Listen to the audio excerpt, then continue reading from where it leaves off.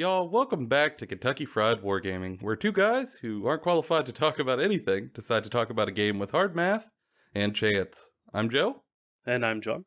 and we're back with a very exciting episode of the podcast because this weekend's reveals were oh so good. um, as people out there who are kind of Age of Sigmar friends have probably known, there's been a countdown timer that's been ticking down on the website for a couple of weeks. And, it finally reached zero this weekend that just passed.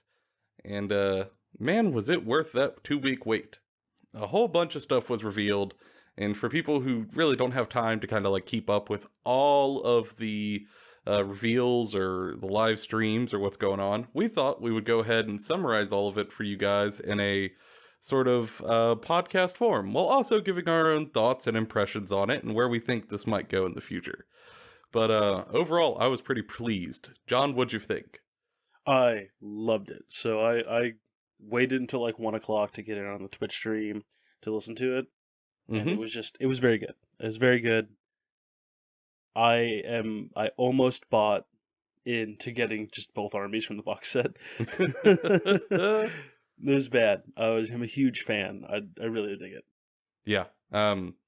I so excited to talk about it. But first, we got to talk about hobby time and games played. John, what's your last week been looking like, sort of hobby-wise? I've just been painting up Space Marines. That's about it. I've been working on this new paint scheme for these Space Marines that uses like blue and orange and silver and a little bit of green. And it's just been steadily working on that throughout the week. Nice. How's it been going? It's pretty good. Like, I'm going to be working on them for a bit. Then jump back to Skaven. You know, I try to like not do too much Skaven at once or else I get burnt out. Oh, yeah. Yeah, that's a dense army. You don't want to paint a bajillion models at once. That's kind of hard. To pull that off, you have to be sort of like a painting god, like a Vince Ventrella or something, who could just like put their nose down and knock it out. We are not those people. Yeah. And then after, I'm actually probably going to take a break from 40k and Age of Sigmar here soon and do, I'm still going to be using, like, Age of Sigmar and, like, Necromunda models and stuff. But I'm going to try to make a couple of, like a weird warband for that new game Vince released in Vince and Adam? Yeah. Yeah, Rain and Hell. I'm going to make a new warband for that, like, around a faction. Yeah, I was actually just looking at STL files last night to do the same thing. I make my own little, like, cabal, I think is what they call it. I think that'll be a good palate cleanser for us. Oh, yeah, and we'll probably tell you guys all about it on an episode, I'm sure. It looks very fun. It looks like a very fun game. Highly suggest that people look into it. Yep. For me, things have been a little slow for me this week. For our fellow American listeners, we're recording this on Memorial Day, which for non-US listeners is a fairly big holiday here in the US.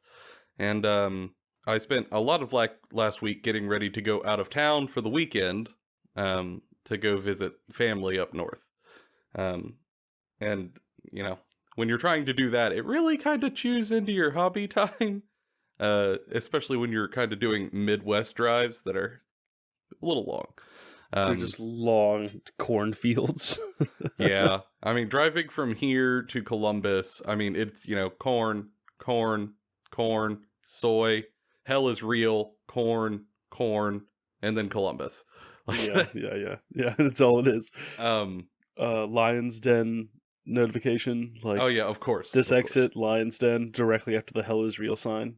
Oh, yeah. And then, of course, they've put in the new anti-gay marriage sign, which is just absolutely neighborly, let me tell you. Nothing says Midwest Christian Bible Belt like signs telling you when you die you're going to be damned forever, and I hate everything that isn't white and American. Yeah, it's glad to see that the Ohio neighbors to the north aren't letting me down. Exactly what I expected. But with all that going on, we had to pack and stuff and kind of get ready, which cut in the hobby time. But I did get some stuff done. Or I should say, my lovely lady wife helped me get stuff done. She likes building a lot more than I do, so she has helped build some stuff over the past week. We got a gun hauler built another one of the small Caradron Overlord ships, and she built 5 Thunderers from that Start Collecting box I got, and those are now on the paint table. I also got a frigate in, finally. It's been hard to kind of get stuff shipped in to my local hobby store. They put their orders in, and it's been weeks waiting for fulfillment, but finally, GW got some stock in. I have a theory, Mm-hmm. which we can talk about later. I think you probably have the same theory. Oh, a little conspiratorial. Okay. Yeah. But yeah, I kind of getting geared up to hobby now that I'm back from visiting the in-laws. I am almost done painting my first round of Dwarfy Dwarfs. Although I don't know what I'm gonna do for like a finish. I don't know if I'm gonna wash them. I don't know if I'm gonna do sort of like an oil thing and then pull stuff off with like a mineral spirits. Like I'm not sure. But I can get everything up to that point where it's ready to be washed, and then I guess I'll figure it out then. Yeah, but that'll really tie it all together. Hopefully. Yeah, I hope so. Fingers crossed. As long as I pick the right washes or finishing process, like whatever I end up doing. Because I think currently I've got 5 Thunders, an Engine Master, 3 Engine Riggers, and a Gun Hauler that are almost ready for like final wash. So it's been good progress. Just got to keep on chugging. And also, I've got to do some work on my 3D printer. Got to change out the FEP film because, as John mentioned, Rain in Hell was announced Friday. And that looks super fun, and I'd love to support some other creators in the community. So I'm digging around for STL files to make my own little cabal. I think I'm going to go with like a stone gargoyle sort of look, and I think that's like going to be the TV fun. show. Yeah, the mythical figure, but also the TV show. John, you don't even know. I was looking through STL files, and there was an STL file of Goliath that I found, and I had to restrain my hand. It was like Army of Darkness as it tried to fight to get to the mouse to click download. Instead, I ended up going with sort of like this cockatrice dragon thing that I think I'm going to use as my main dude. Sort of like a big gargoyle. I think that'll be sweet. But to do all that, I got to get the 3D printer sort of a little bit of maintenance done, and that way it'll be ready to turn and burn on that little warband project. And I think that'll be a nice palette cleanser to kind of, hey, just paint these 10 dudes and you're ready to go. I think that'll be super fun. So much hobby in the future. And even more possibly on the horizon with the reveals from the weekend. It's okay. Yeah. Just accept it. Yeah. So I guess we'll dive right into it. So the big ticket item for the weekend was essentially the reveal of the big box that will drop with 3rd edition. For people who are maybe newer to Age of Sigmar or haven't experienced a sort of edition change in Games Workshop products, generally speaking, whether it be 40k or Age of Sigmar, when a new edition is dropping, when a new edition's dropping, they will come out with a big plastic stuffed box that they'll drop with the new edition that will have sort of the poster boy faction, the sort of protagonists in there, and the other half will be an antagonist that they're fighting against. And it sort of like sets the scene for the new edition. And more recently, it's always a new range in the other side, both for AOS and 40k. So like the Indominus box had Necrons and Space Marines. The Space Marines that were in there were new Space Marines going against a whole new range of Necrons. The AOS one, like AOS 2, was Stormcast, whole new chamber of Stormcast versus Nighthaunt, which was a brand new army. Yeah. And this is something else entirely, but where it differs from older 40k is that an older like Warhammer Fantasy is those used to be starter boxes that you could just buy whatever, like they were just always being sold. But it looks like this box and Indominus are not like Soul Wars, not like Dark Imperium. They are limited edition Lost Leader boxes that are purposefully sold at kind of a loss. or a lower profit margin than GW would normally go for, to have a higher value of models, but they produce a significantly less of them, kind of creating a situation where you want to get in early. Yeah, for sure. And these boxes almost always sell out. And I have a feeling with how much stuff is in here, this one is going to do the same. Because stuffed in this box, the 2 factions heading 3rd edition are going to be Stormcast Eternals, a brand new chamber, and a new faction of greenskins called the Cruel Boys. And God, these models are so cool. John, I guess I'll kick it over to you first. What makes these Stormcast special in the box? So these Stormcast are not the big, chunky paladin boys of old. Some of them are. They're chunkier and more paladin-y than other, but the base ones are more Greek / Spartan-esque, smaller armor. They are lighter, and they use something called the lightning strike armor, I believe it is. Yeah. Lightning strike that allows armor. them to shoot through these storms of chaos when they die, instead of just dying like the other Stormcast are. And they're led. Well, they're not led. She just works for Sigmar, kind of like the Celestin Prime, but it's just now another figure like the Celestin Prime in the setting, which is Ynastra, the Celestial Spear, whose entire goal is to hunt down all the beasts in Gur and ultimately kill Kragnos, which is just rad. Like, she's cool. And her model's so gorgeous with the big angel wings and the big spear, sort of on that like stair step thing. Gorgeous. Oh yeah, I think for listeners out there, Joe and I are probably going to be splitting this box. Yeah, we'll get to my thoughts on the Cruel Boys here in a minute, but they are calling my name. And I'll probably be picking up Stormcast. I also love the Cruel Boys, but I've never really made I'm kind of on a hero kick, I guess, because I've got these heroic Space Marines that I've been writing lore for, and I kind of want to play some Stormcast and play genuine good guys, I guess, or heroes, protagonists, whichever you want to use. Yeah, it's a little more gray more often than not, but we could get to that. We'll get there.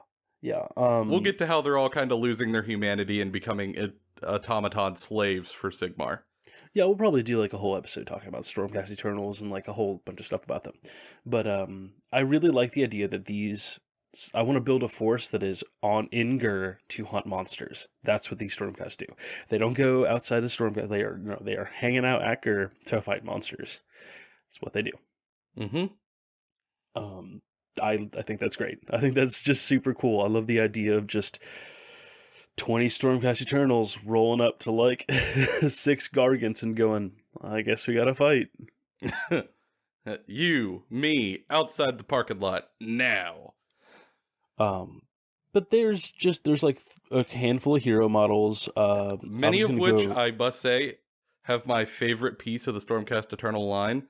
They have Griffhounds, which are essentially like falcon dogs, like eagle wolves, and they're little buddies, and they are the good boys of Age of Sigmar.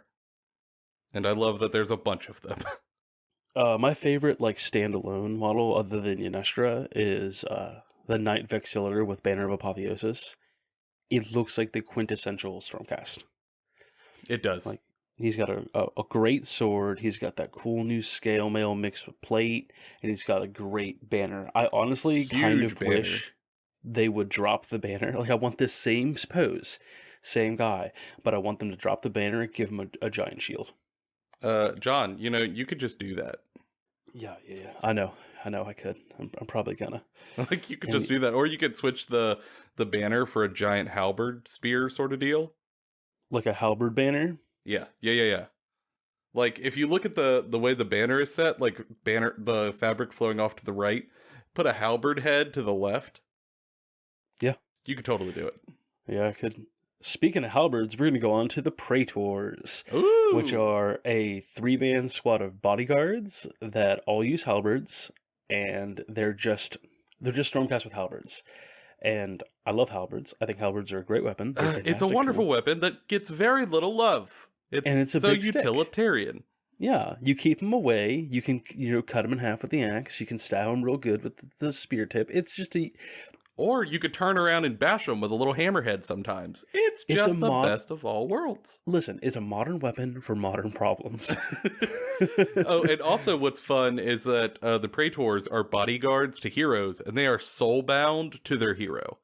Which is very cool. Which is super, super cool. And it also plays off of the lore from the tabletop game Soulbound, which I just tickled pink by.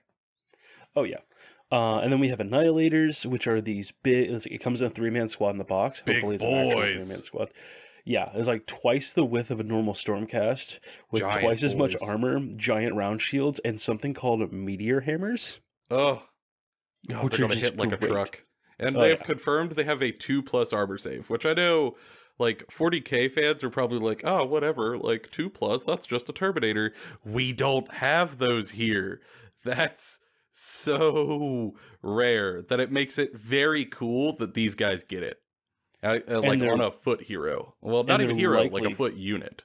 Yeah, they'll likely have more wounds, too. I would be very surprised if they didn't have 3 or 4 wounds. I'm gonna guess 3, but I could even see 4 or 5, just because they're so beefy and they're demigods. Like, whatever, so cool.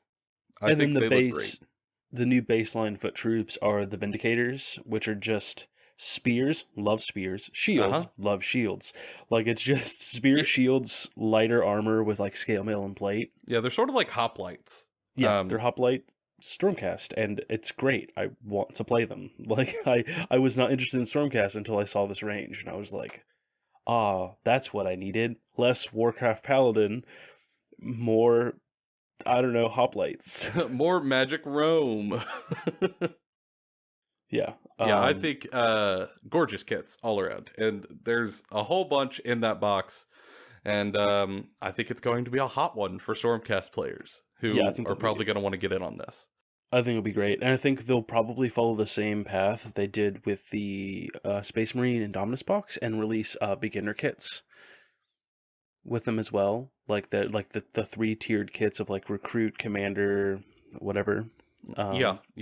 I would be surprised if you don't see these packaged somewhere else eventually. It's just going to be a question of where and how long.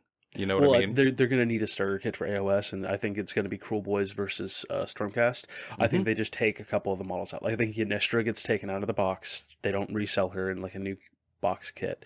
They leave like the strategist Stormcast guy in there. Maybe take out the wizard. Leave a squad or like a squad of the hoplites with like the 3-man halberd bodyguard squad. Yeah, or like an annihilator squad. I don't even know how many of those heroes they're going to take out. Because, like, Indomitus, or not even Indomitus, what's the 40k box that dropped with, like, all the Phobos boys? Shadow Spear. Yeah, Shadow Spear, they literally just split that in half and then, like, shoved them into their own, like, battle boxes. So, like, they didn't even pull stuff out.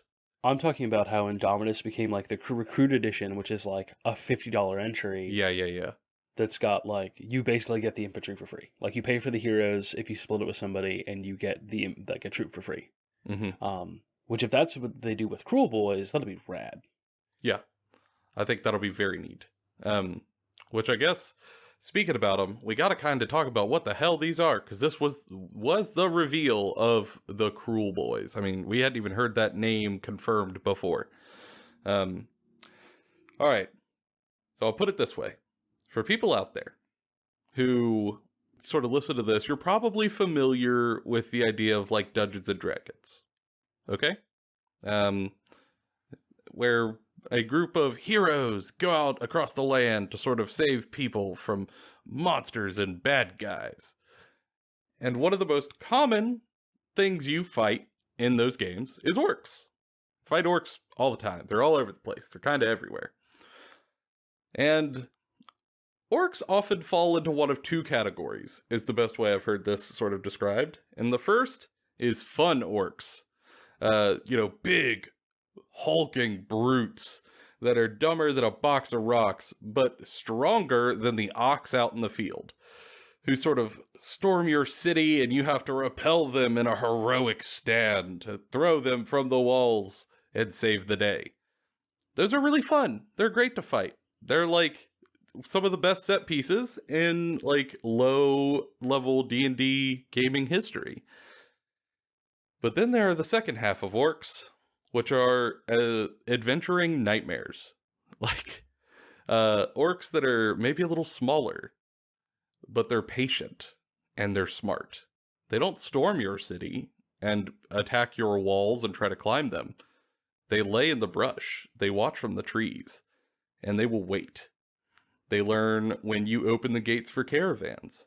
They learn what the foot traffic's like and at what times. They learn when your guards rotate. They learn when everyone is back in their houses for curfew. They learn when everybody leaves for the market and when everybody's kind of distracted.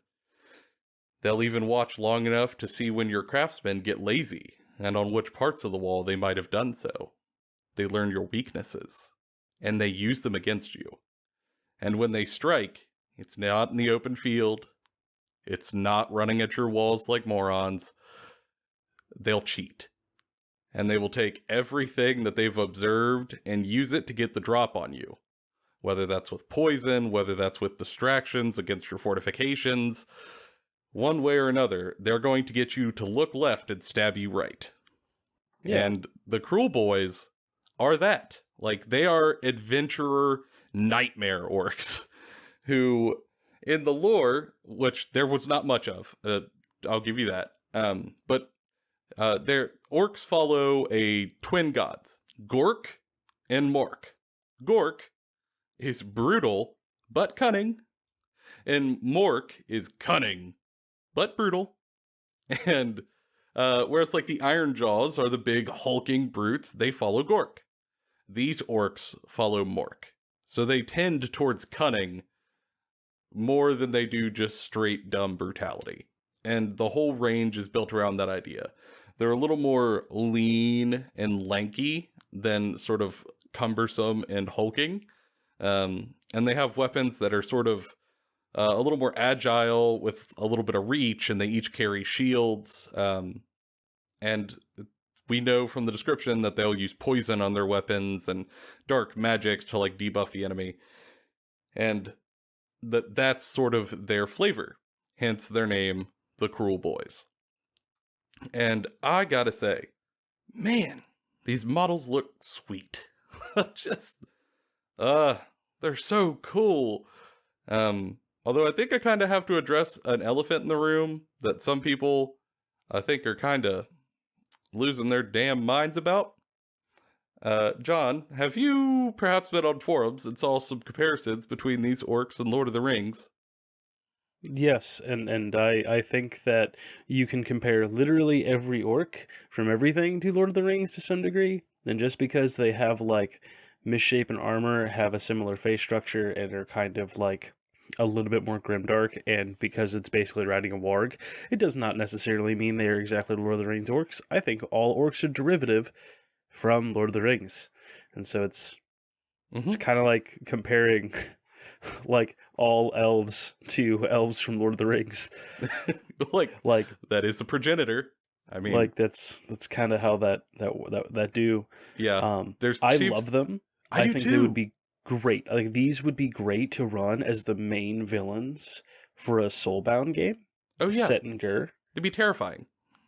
So scary to fight. And like looking around the forums, a lot of people like, all they did was copy Lord of the Rings and they didn't even know. But like, y'all, you think this designer, who probably spent months laboring over these beautiful sculpts, didn't know what their inspiration was? I mean, they knew. It's maybe the most popular fantasy genre ever, period, bar none. They know. And just wanting to say, the fact that they are kind of reminiscent of the super cool Lord of the Rings orcs is a feature, not a glitch. It's intentional, y'all. It's okay. And like it, it's okay to not like every model that gets released by Games Workshop. Like, it's Yes. okay to not want to play this. Like, if you don't want to play these orcs, go play Iron Jaws or go play Gloomspike Kits. It's okay. Um, I think that it's a wonderful departure from the overly silly stuff from a lot of the destruction factions, but still keeping aspects of. I mean, the shields are sticking their tongues out. Like, they're not overly serious, but they have more serious elements to them, which is a nice change of pace from the usual, like, just silly humans. Like, Yeah, yeah. And I think it's really fun. And like they're definitely meant to appeal to certain people who were probably fans of Lord of the Rings from their childhood. And I'm one of those people. I just think they look really cool. And all of them in the box are great. So I guess let's kind of, now that we've kind of talked about them larger scale, as much as we can, I still have a lot of lore questions that I want answered. Like they said they appeared because they followed Kragnos and they've been hiding in the swamps before then. But I guess for me, like the question is, did they just start following Kragnos when he woke up, or have they followed Kragnos from longer back? And like, if so, did they help him get out from under the mountain? How did they do that? What's kind of their goal from here? What's their overarching philosophies? I'm sure we'll find out more in like the novel and the battle. It's coming. But like, I know a lot of people are going to be like, that's all you're telling us? But like, that's all we have for now. When we know more, I'll tell you all of it. Don't you worry. But in the box, sort of opposite of Iandra, the big like Stormcast centerpiece, we'll start with the big leader for the Cruel Boys, called a Killaboss on Great Gnash Tooth. And it is a big warlord on a sort of like hairless mole rat warg that I just friggin' love. It's repulsive yet compelling. And he is sort of like the big general who is meant to get in there and mix it up. And you actually see that in the little intro cinematic that they played at the beginning of the live stream. So you actually see him like take down a Stormcast hero. And he's going to kind of lead your forces as you dive deeper into the box. And then just like the Stormcast, there's a couple of support heroes. So the first I think is cool to talk about, just because his name is a Swamp Kala Shaman, and this is the important part, the Potgrot. Potgrot.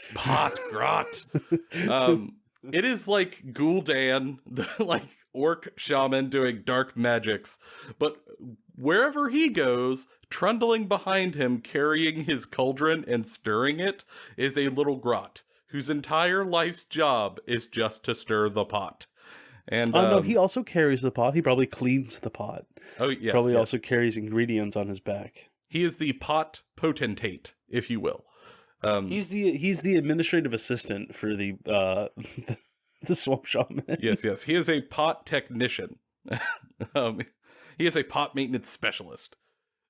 And it's super charming. Of course, like the wizard is going to throw dark magic at people, and I don't know what the Potgrot does, but I really hope that he just stirs the pot in the back lines, and I get to cheer him on from the sidelines, because I'm cheering for him. Yeah, you are required to paint and put them on the table, but no one can ever do wounds to him, and he doesn't actually die. He just sits there and stirs the pot constantly. If someone kills the Potgrot, they instantly lose and must give up all of their honor. How dare you? They have to be like that one guy that burned his entire like $1,000 fantasy army when Age of Sigmar came out. Like, You kill the Potgrot, you have to quit Age of Sigmar by burning all of your plastic toys. I don't make the rule. You just got to do it. However, there is someone vying for people's favorite in this box. The next hero that pops up is a Killaboss, but he's on foot. However, in exchange for not having a mount, he gets a Stab Grot. It is the meme of never talk to me and my son ever again, but with orcs and grots. It is, a big melee warlord orc. And then but right beside him is a grot that is under half his size with similar armor and a tiny shield and a tiny dagger. And he follows his boss around to stab anyone who gets near him or to be kicked in front of a blow for his boss. I love Stab Grot.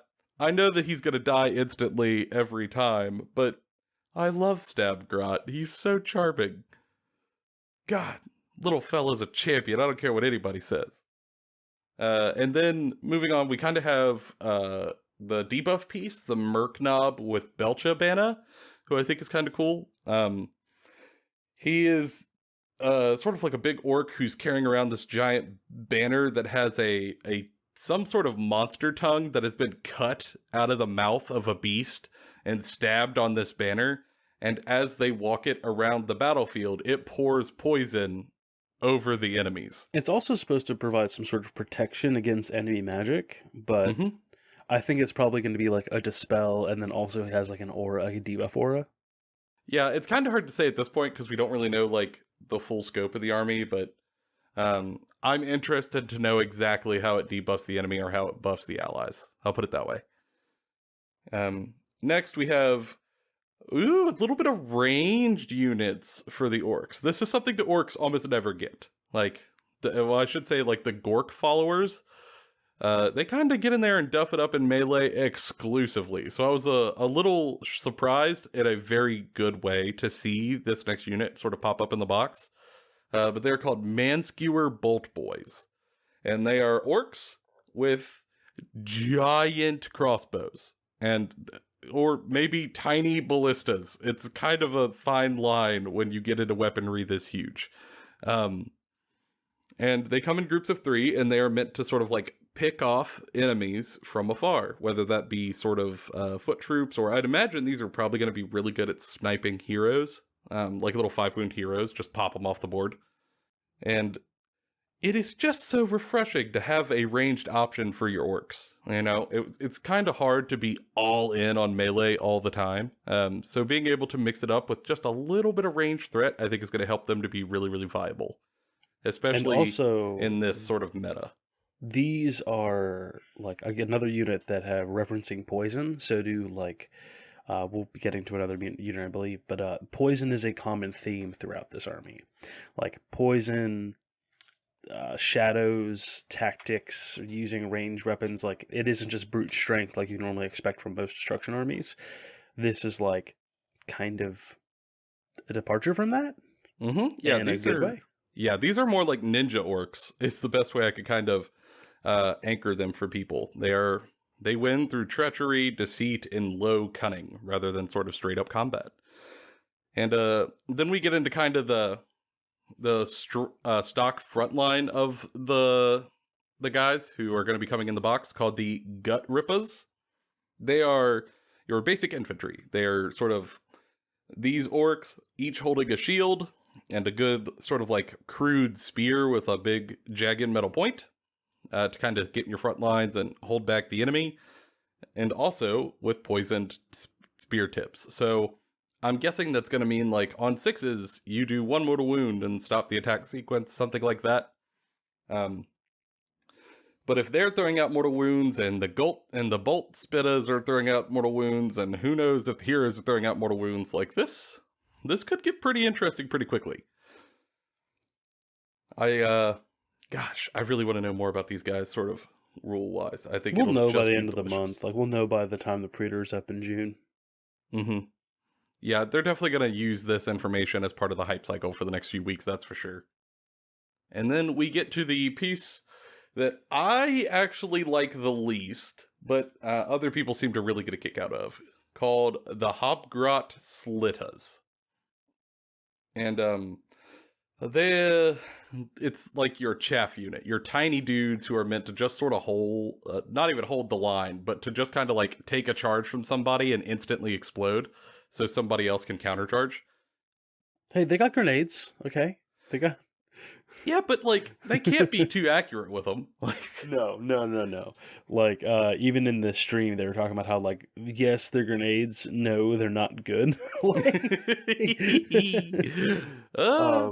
They're more for show than anything else. They got little daggers. So they're hobgoblins, which for people who don't play D&D are kind of like goblins, just a little bigger. And they have a little bit of metal armor, but don't expect them to be sturdy because of those couple little like metal strips. They got themselves some little like short swords and daggers, and they do have little hand grenades that they like chuck at the enemy. And these guys are, as I said, they're probably just going to be your chaff. I doubt you're going to build a whole lot of army around them, but like they are in the box for you, which is great, especially if in the end you only end up needing like one unit of them. You're good right out of the Dominion box. Yeah, because the Dominion box comes with like 20. I don't think it comes with 20 I thought it came with 2 10-man squads. of these dudes. No, I thought it came with 10 of these guys and 10 of the gut Rippas. Let me scroll up on the Warhammer community page and check. Yeah, and while he's checking that, we'll kind of move on to some of the other stuff in the box. And largely, the big benefit is that you get a core rulebook for 3rd edition in the box, much like with Indomitus, which is absolutely mint. However, if you're splitting it with somebody, only one person is going to get the core book. So, figure that out. You do get 20 Holy crap, 20 Hobgrots. Yeah, you get 20 Hobgrots and then 10 of the basic dudes, and then you get the heroes. That's not bad. Yeah, and especially if 20 is like all you need. I would be very surprised if you needed to bring a ton of them, because... I mean, if they're just chaff, sounds right.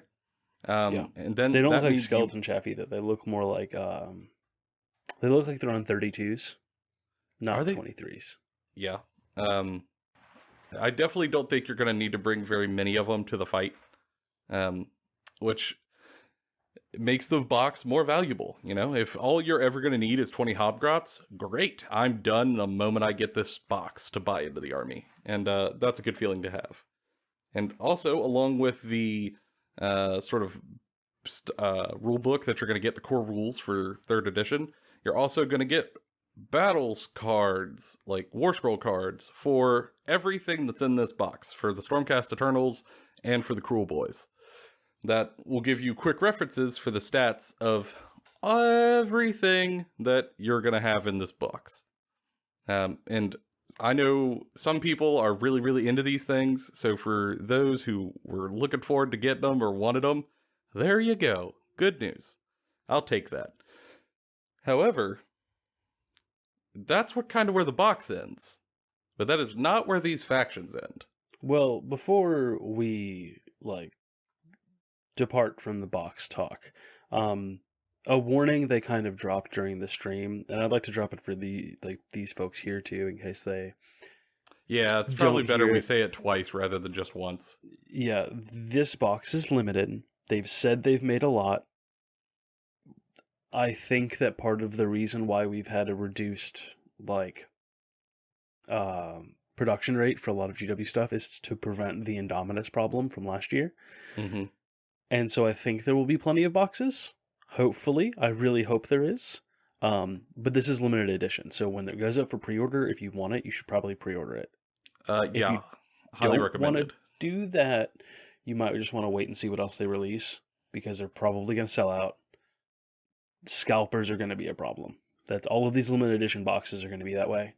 Scalpers are just going to buy up as many as they can and sell them for a 25 to 70% markup. Yeah. I wish it wasn't the case, but it is. So if you're going to split it, find a partner to split it with as soon as you can. Figure out who's going to pay what, and then get your pre-order in as soon as they're up. And they made a lot, and that's great. They probably even made more than they thought they needed. But this is quite a box, and I would be surprised if it undersells. I'll put it that way. So Yeah, get out there, better safe than sorry. However, that's where the box ends, but that's not what the full extent of these factions are.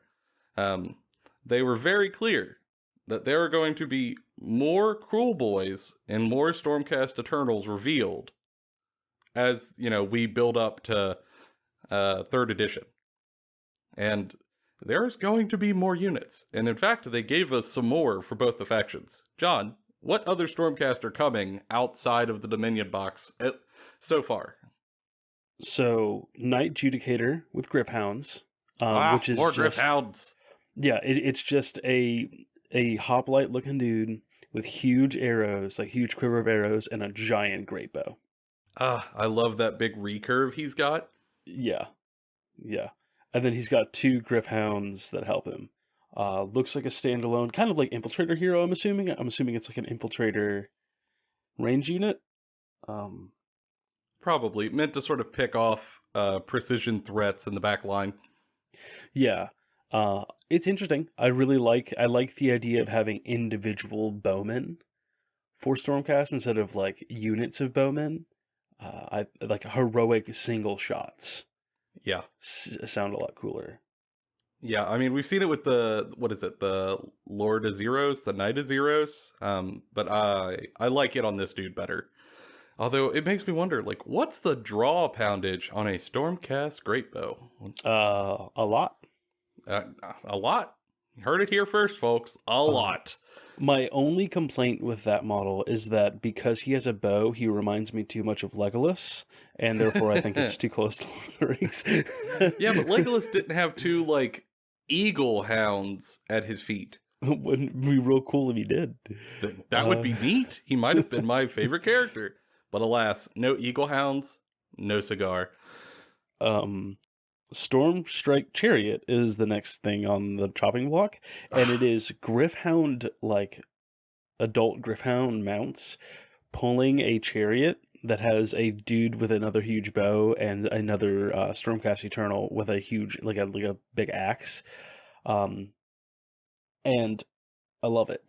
I'm also going to take a second to just talk about how I love that they have blended multiple genders and gender neutral stuff into the different Stormcast stuff because it's a perfect opportunity to do so. Mm-hmm. And they do it in a way where you don't even notice it at first until you like look at the model for a while and like, oh, well, that's rad. Like that's kind of neat. I'm not just, and like also just from a painting perspective, that means you're not going to be painting the same armor form for like a bajillion hours a day. I'm so tired of painting dudes. Like I'm painting Space Marines, and so I'm painting just a bunch of like plates of armor that just have no kind of like differentiation between them for the most part. It's almost all the same stuff. But Stormcast have enough difference between even the different like members of the squad to really kind of make it interesting. Yeah, love it. And for me, I really like that they're showing like adult Griffhounds, because as we've seen them so far, they're all kind of think of like a pretty large dog, you know, like a German Shepherd or a Doberman or a Mastiff, something like that. That's kind of been the size of Griffhound so far, but these things are like horse-sized. Well, they're bigger than horses. Like they were talking about it in the stream that Griff's Chargers are about twice the size of a horse. Like they're horrifying. I'm assuming they're more like Clydesdales in size. Yes, big, beefy Griffhounds, and I love that. I think that's great. I would also love to see some guys riding on the back of these as like another unit, like a cavalry unit on the back of these like big Griffhounds, with like big spears or lances or something. That'd be cool. And hell, we might get them. I mean, there's more models coming. Yeah, I think that's it for the Stormcast, and now it's on to you with what's the cool new stuff for the brand new Cruel Boys. Cool new stuff, if you will. Yes, the cruel new stuff. Again, more ranged firepower. So the first thing they showed us is called the Beast Skewer Kill Bow. And it is a large 4-armed ballista that is shooting tree trunks at the enemy. And, like, you have the orc who is sort of like shouldering this giant ballista and fires it, and then next to him is a little grot that defends him with a comically large axe. And I love it. And I don't know what the weapon profile on this kill bow is, but if it tells me that it's like damage 2, I'm going to riot. I'm going to lose my mind. I hate to break it to you. He's not defending that orc with that comically large axe. They just took an axe and turned it into a lever to help crank the bow back, and the grot is trying to push it. Oh, I only love it more. Oh, good God, that's so good. Yeah, I think it looks great. It's a gorgeous kit. It is the most sort of redneck rigged, sort of battlement I've ever seen, and I love it to bits. I hope it has a stat profile that lives up to its appearance, because good lord, does that look horrifying. I just hope it's not like one shot, 5 to hit, 6 damage or something. Like or even that would... one shot, like 4 to hit. Like that's just, that's gonna be rough. Yeah, I hope that it's got... I hope it does something like the Stormcast one, where it's got different profile depending on what you're shooting. So, like, shooting a monster, it's this profile. If you're shooting a unit of 5 or more, it's this profile. Yeah, I hope I get to change my loadout depending on the tree that I shove down the front of it. You know, I'm shooting a maple versus I'm shooting an Osage orange. I doubt they're going to give me that, but that's where my dreams are. I want to pick my trees for firing. Anywho, the next and final unit they showed off for the Cruel Boys is the Break-A-Boss on Mire Brute Troggoth, which is a sort of like think of like an orc hero who is riding on the shoulders of a big, bulky ogre. Like a troll sort of deal. It's like a mix between a troll and an ogre.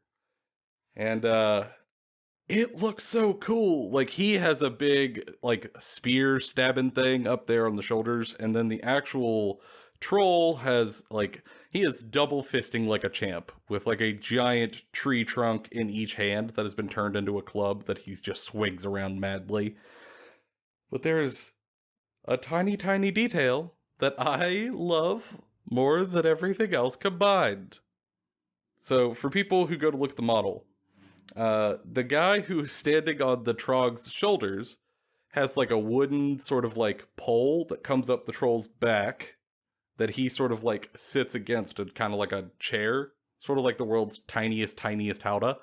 And that pole heads down and is strapped to the back of the troll's waist, sort of like to a belt sort of deal. And in between that pole and the waist where they strap it to, somebody went and made a big pillow to put between the pole and the troll so it does not hurt him. And I just love it. Good God. I want to be there when that conversation happened. Like, I want to know how at a campfire there are a bunch of cruel boys sitting around talking about, like, probably murdering the townsfolk or taking their heads or burning all of their homes with them inside of it. But they said, no, no, no. But if we chafe the troll, we're bad guys. And I love it. It's so good. I hope some sculptor giggled to themselves incessantly while they made that. Because I would. And it just looks large and in charge. I love it. It's a great model. You're all about those big monster models, though. I do. I love giant monsters. If I could, I'd have nothing but giant monsters. You would be a giant monster. You'd cease being Joe the human, but instead become Joe the Godzilla. Yes! Yee-haw. That's what I have to say to that, John. Just talking about my dreams in public like this. If we get enough people listening to the show, maybe we'll one day make a video of you dressed up like Godzilla and I'll dress up like King Kong, and we'll just fist fight each other in your backyard. Oh, that'd be so good. We could build a bunch of Legos, like a big Lego city that we could throw each other around on. Yeah. Yeah. Yes. It's gonna be so good. Big monkey. Put that on the OnlyFans.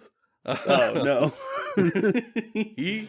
And then the last part that we want to talk about is less sort of concrete as like the Dominion box, which is the big part. But they did give us some information about what changes they're looking to bring with 3rd edition. And they put out a very sort of like clever, funny, tongue-in-cheek video talking about all of them. But to save you from having to go watch it, we broke it down for you. So we're going to hit through these kind of quick, because some of them we don't have a lot of information on. The first one is that out of 8 is that they feel this is the best rule set ever. And I don't have a whole lot to say about that because I haven't played the rule set. I don't know anything about it mechanically speaking. I'm glad that they're confident in it. I would really hate for them to think they made the worst rule set ever and still sold it to me. That would kind of stink. I just wish they would have used a different thing to, like, 8 new things about Age of Sigmar, and the first thing was, we did a really good job. Well, we really hope so. Like, I don't have a rebuttal to that. yeah, like Um, I can't tell you you're wrong because I don't have the rules yet. so that was number one. Number two, heroes are getting improved. Thank God. Um, Specifically, they talked about how they want heroes to be more heroic, including hero actions, which allow them to kind of do special things on the battlefield that other units cannot do. And again, there's not a whole lot of information about exactly how this is going to work or what each one's going to do or what we should look forward to. However, if they can do anything to make some of these like piddly 5-wound boring heroes feel a little more impactful, I'm all on board. I feel like it ended up being some sort of reaction, like action system, but specifically for heroes to incentivize you to bring more heroes and not just enough to get your spells and combos off around like your best units. Mm-hmm. Maybe Like turn incentivize heroes something into outside the utility. Death Star. Yeah. Make heroes like more utility based and less just raw power and buffs. Mm-hmm. Like That'd be sweet. Third, and this is the big one, and I'm probably gonna step away from the mic for a minute so I don't blow this out. Monsters are getting improved!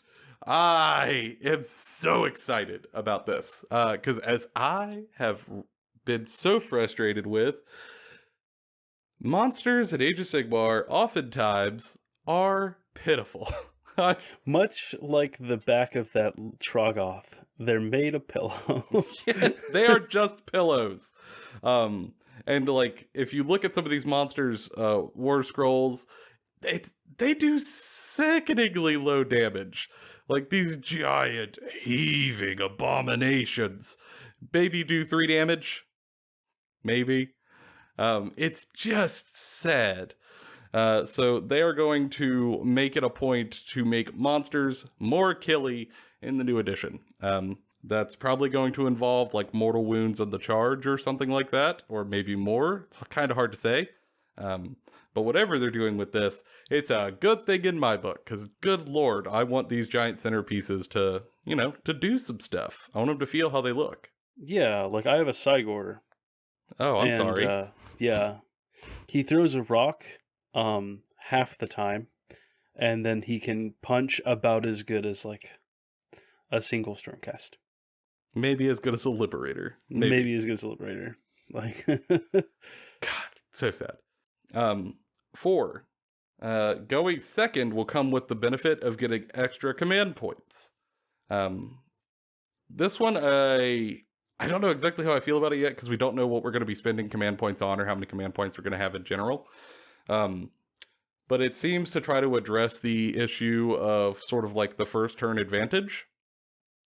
And that now, if you do give your opponent the chance to go first and get set up and get their buffs off and whatever, at least you in return will get a little benefit for doing so. And while I don't know exactly how big of an impact that's going to be, I'm into it. Let's go. I'm in. I just want to know what we could do with those command points, or how many command points we're going to get, or something like that. 5, and this is a big one, because last week in the show talking about what we wanted for 3rd edition, this is one of my big ones. They said they're going to try to increase interactivity between players. Because currently, oftentimes when outside of the combat phase, if your opponent's having their turn, you might as well not be there. It's sad. It's kind of boring, and it's slow, and it's just not engaging. So they have said that they're going to add abilities that you could sort of like trigger on your opponent's turn to allow you to do stuff in response to your opponent doing things. So while your opponent has the initiative, you're not totally out of the fight on their turn. And I think, I don't know if they'll be kind of like stratagems from 40k, but I can tell you, at least there, that change made it feel much more engaging, and I hope something similar works here. I don't necessarily want them to like port over the stratagems from like 40k. I would like to see individual units having the ability to do things, like make units whose utility purpose is not to be there and eat damage or go and do damage, but instead to exist because they can perform this action for you when you need them to. Mm-hmm. I think that would be very useful for a lot of these factions. Or I think some of those hero abilities will also be part of this. Yeah. That you'll be able to do them in your opponent's turn in response to X, Y, or Z happening. Yeah, I don't want them to give, like, I don't know, transhuman physiology to, like, Stormcast Eternals. That would be crazy. That'd be nuts. But yeah, I think it's a worthy cause, I'll put it that way. 6, predatory spells are changing, and they're getting better. For people who play AOS, it is pretty common to see endless spells pop up in the game and on the board. However, it is very rare to see a damaging sort of predatory endless spell on the board because right now they're just sort of lackluster. A lot of them do like D3 mortal wounds when they pass over something, and they currently only do that once a round, which means bringing them is kind of hard. Because it's just better to bring a buff piece to make your guys swing harder, which they get to do twice a round. Sometimes more than that, depending on your army. So this time, instead of just predatory spells moving at the start of the round, they will move during each player's turn. And I don't know if, like, who's going to pick when each of those move or anything like that, but it could potentially double their damage output functionally. So that's a good change. Maybe I'll get to see some, like, Ravenax gnashing jaws on the table, which I don't think I've ever seen. Yeah, that would be... I mean, I've seen them painted and put on a table as terrain, but I've not seen them used as an endless spell. Yeah, me neither. There's probably a reason. And 7, they said that there's going to be a new way to build your armies using generic battalions. Man, this one's going to be a game changer or game breaker. Currently, Age of Sigmar has a lot of its power in the armies wrapped up in battalions that are very restrictive on what can go in them. And for sometimes tiny buffs, sometimes huge powerful buffs. And it's a big game of haves and have-nots. And if you are one of the factions that are have-not, this is going to be great for you. You will be on the same playing field as some of the other factions that have had super battalions for a long time, and it might help you to kind of claw your way back up to the midfield. But if you are a faction on the other side where you have a battalion that is super powerful and you get to bring all your best units in it and it's just perfect for you, this might knock you down a peg. So we'll see how that goes. They didn't say what the generic battalions were going to be or what the buffs would be or anything like that, or even what could go in them. Just that there will be generic battalions. So it's kind of hard to deep dive that. And I think that we're probably going to see more rules around this. Like, they're going to have to address the drops problem of who goes first and who doesn't. We'll see. I think that this just means AOS 3, we will be building armies drastically different from the ways we did in 1 and 2. In a way that people may or may not be ready for.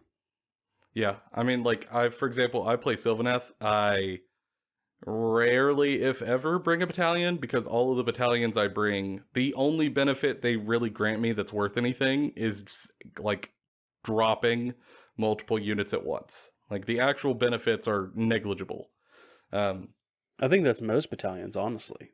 Yeah, like I don't want to take it. I feel like I have to take it. Otherwise, I just always accept like, well, I'm going second every time. But with this, I don't know. It could give me options. I think it'll give a lot of people a lot of options, which in the end I think is good, but implementation will be key here, and I'm kind of interested to see exactly how it rolls out. And then the last one, and one of my favorites, they are revamping Path to Glory with a sort of campaign system like Conquest from 40k. You mean Crusade? Yeah, Crusade, that's it. I'm an AOS player, John. I don't know your words. Yeah. And now, for people who don't play 40k, John, what is Crusade? So what Crusade is it's a way of playing Warhammer 40k in which you start with a small group of guys or an army, and you build it up, and you get like relics and warlord traits and different stuff throughout a campaign that you're supposed to play with like your friends. It's more narrative based, it's less competitive play, it's kind of inherently unbalanced, but it's meant to be. And it's just having a cool narrative time where you're supposed to play stuff. What the interesting thing is that in 40K, with the onset of 9th edition, new books had a bunch of like specific rules for Crusade and a specific like missions for Crusade, and even books came out for Crusade to recreate stuff in the setting using Crusade rules, and I think AOS will lend to that even more. Yeah. And it's really fun to like build your own little war band with their own story and name all of your units and your heroes, and then to watch them grow over the course of the campaign, or maybe die, or maybe become a different unit. Like, for example, one of the things that could happen in 40K if you're playing a Space Marine squad is like, if your hero dies in a battle, they might get put into a dreadnought, and now you have a dreadnought instead of your hero. Because he's been interred within it. And they released very, very unique stuff for each faction.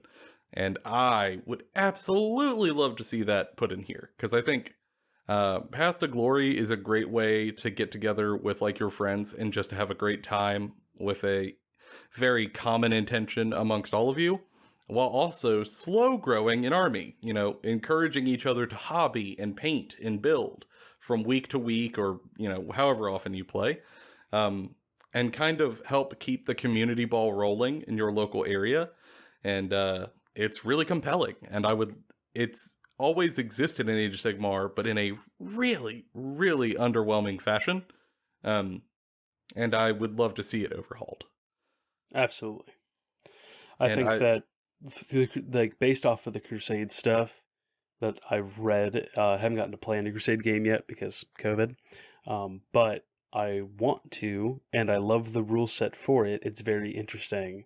And who knows, maybe we'll start an AOS or 40K Crusade campaign game now that things are starting to open up, and we'll let you know what happens and how it goes for us. Ooh, that would be fun. That'd be real fun. Mucho fun. Lots of fun. And that's kind of all the information they gave us for 3rd edition. They said that more will be coming soon. Of course they did. Much like with the Stormcast and the Cruel Boy, like the extra models, this is going to be something that they're going to unveil in pieces over time as part of their like hype train. They're just going to drop bits and pieces over the next few weeks until June, when this stuff's going to drop. They said that we'll be able to get our hands on the box in June, and that's probably going to mean pre-orders are going to happen in June also. So for budget budget stuff out there, if y'all kind of looking for an idea of when you should probably have money together, it would be then, probably mid-June. And then we might get our hands on it late June. And until then, it's going to be a whole lot of wait and see. But I, for one, am willing to wait because I'm excited. These guys look cool. Yeah, they definitely look great. And I think that it's a great start to AOS 3. We'll see how the unrolling goes for this. If it's like Indominus and it's a complete and utter, pardon my French, but shit show, it's going to leave a bad taste in people's mouths. Yeah, that could be rough. But we'll see. I'm hoping that the new rule set doesn't invalidate a lot of the old rules too much. I know it's going to invalidate all the battalions, but like there are just some. I hope it breathes new life into some of these books that aren't going to get attention for a year or two, and so they can still play. That's the thing I'm really hoping for. Fingers crossed, man. I don't know. I know a lot of the community posts are kind of cynical, like, oh, well, they're gonna screw it up, and they might. But here in this here show, we are a glass half full type of people. So I think. I think they might have learned from their past mistakes, and I'm thinking it might help this roll out a little better. I think that it'll have lots of stuff that's super fun, and I'm going to have a great time, but there's probably going to be some problems, and that's okay. There's going to be some hiccups. Yeah, but I mean, even if they hit 80% of the things I want them to, that's still a B-. I'll take it. It's still better than, End Times Warhammer Fantasy, so... Yeah, I'll take B. B's get degrees. I'm in like Flint. But what about you guys out there? We want to ask you, what are your opinions on all the new models, the new factions. Maybe some of the stuff that we talked about for 3rd edition. How are you feeling about it? Are you feeling sort of similarly cynical, like some of the other people, that this is kind of doomed already? Or are you hopeful that maybe this might kind of give you a new sort of whole heap of excitement for the game system and kind of keep you moving? I would love to know. Put it in the YouTube comments down below if you're there. If you are listening on one of the many podcast platforms, we appreciate you. Feel free to reach out to us on Twitter or Instagram. We'd love to respond and engage with people there. And we'd love to hear how you guys are doing. And maybe through all of us together, we could kind of keep our head up and keep the hype train rolling. Because I would love to be excited for something coming out of COVID lockdown so we can get back to hobbying together. But for now, that's been all of our opinions. Bonafide, Kentucky Fried. And we'll see y'all next time.